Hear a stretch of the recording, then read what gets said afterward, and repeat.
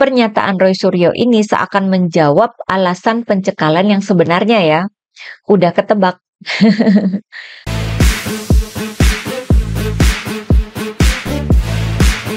Hai teman-teman, jumpa lagi dengan saya Nina Nur.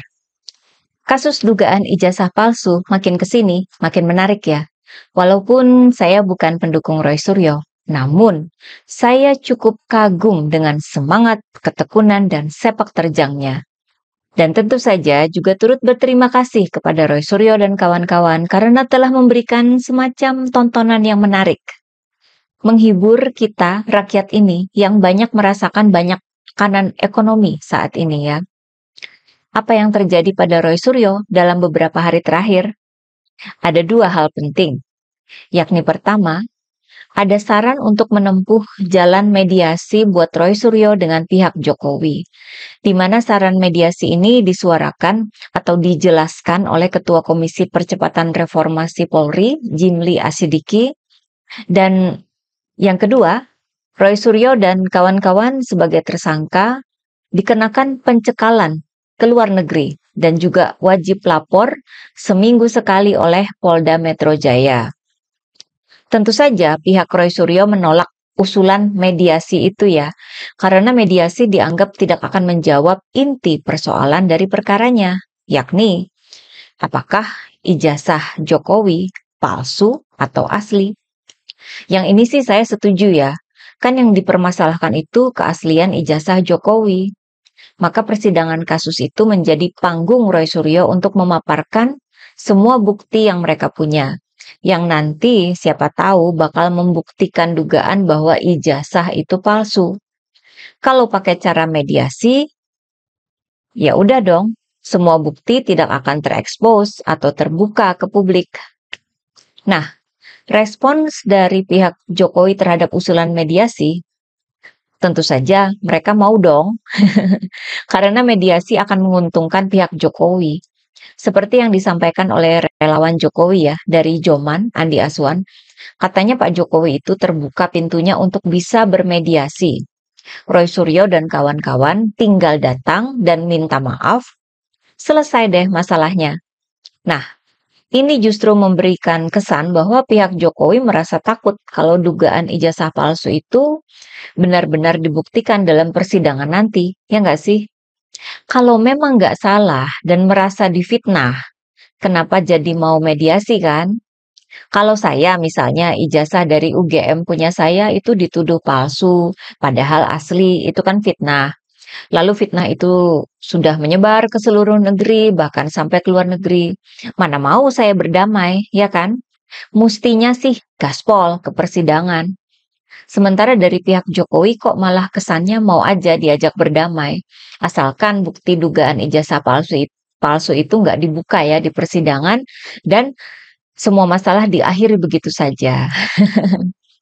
Lanjut ke yang kedua, yakni adanya pencekalan ke luar negeri dan wajib lapor seminggu sekali. Soal pencekalan ini menjadi hal yang menarik dan mencurigakan ya. Karena dalam waktu yang sama, Pak Jokowi sendiri sedang pergi ke Singapura. Berangkatnya hari Rabu lalu. Agendanya adalah berpidato di forum Bloomberg pada hari ini, Jumat siang. Kemudian sebelumnya pada awal bulan November ini, sebelum jadi tersangka ya, kan Roy Suryo itu sempat pergi ke Australia. Agendanya di sana waktu itu melakukan investigasi terkait dugaan kejanggalan ijazah anak Jokowi, Wapres Gibran ya, di UTS Sydney. Dan juga ada agenda acara bedah buku Jokowi's White Paper bersama Forum Diaspora Indonesia. Hal menarik lain adalah alasan pencekalan yang dikemukakan oleh Polda Metro Jaya. Alasannya ya, karena status Roy Suryo sebagai tersangka. Itu saja alasan yang dikemukakan. Padahal dalam rekam jejak pencekalan ke luar negeri, kalau kita melihat contoh di kasus lain, misalnya Nikita Mirzani pada tahun 2022 bulan Juli. Nikita yang waktu itu sudah menyandang status sebagai tersangka dalam kasus pencemaran nama baik. Waktu itu Nikita tidak dikenakan pencekalan dan bisa ke luar negeri. Itu ya ada beritanya di detik.com. Artinya kan status tersangka tidak mesti dikenakan pencekalan. Pencekalan itu dikenakan dengan pertimbangan lain, nggak hanya sebagai tersangka ya. Apakah ada pertimbangan lain sehingga Roy Suryo dan kawan-kawan kena pencekalan? Ya kita nggak tahu ya. Melihat rentetan kejadian ini ya, seakan ada benang merahnya. Roy Suryo pernah ke Australia terkait soal ijazah Jokowi dan Gibran.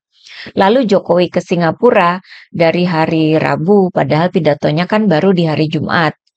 Pada saat yang bersamaan, Roy Suryo dan kawan-kawan kena pencekalan ke luar negeri. Dari sini saya menduga ya, ada semacam kesan. Seakan-akan pencekalan itu berhubungan dengan perjalanan Pak Jokowi ke Singapura itu ya.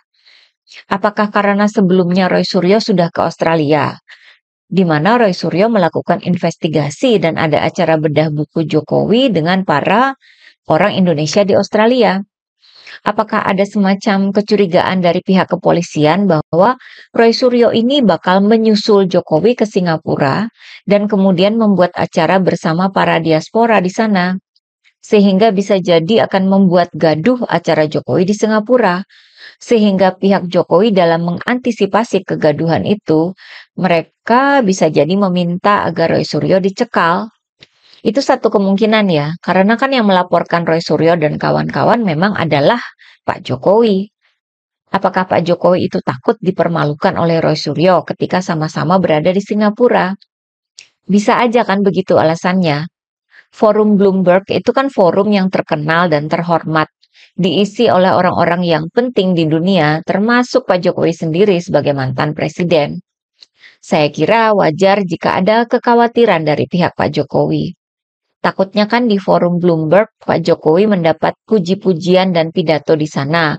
Namun di tempat lain di Singapura bisa saja Roy Suryo bikin acara yang mengupas dugaan ijazah palsu dan nanti malah jadi berita yang mempermalukan Pak Jokowi.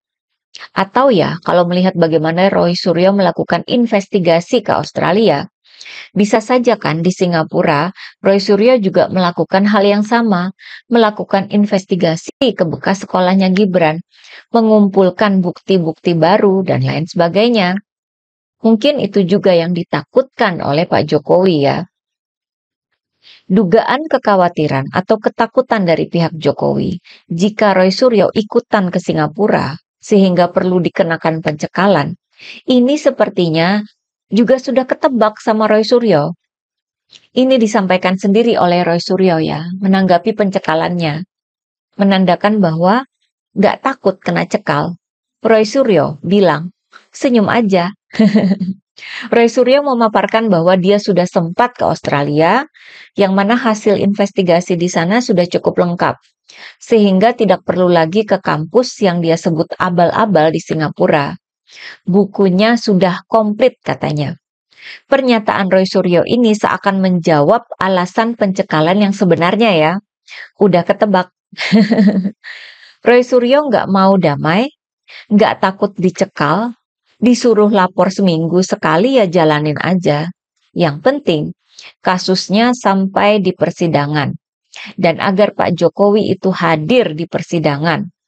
Kuasa hukum Roy Suryo menegaskan bahwa sebagai pihak yang melaporkan Roy Suryo dan kawan-kawan dalam perkara pidana, maka Pak Jokowi harus masuk atau hadir di pengadilan. Sampai sini, kok makin tercium ya aroma takutnya Pak Jokowi hadir di persidangan ya. Dari pernyataan PSI yang katanya mau istirahat sampai tahun 2027, sampai ke pernyataan relawan Jokowi yang katanya Pak Jokowi itu terbuka pintunya untuk berdamai dengan Roy Suryo.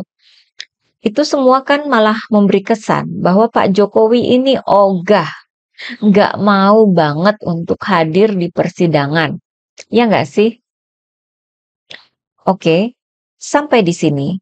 Kalau ada pencatatan skor seperti dalam pertandingan sepak bola misalnya, maka saya kira tim Roy Suryo itu masih unggul. Kita lihat saja ya perkembangannya. Terima kasih atas perhatiannya, begitulah kura-kura.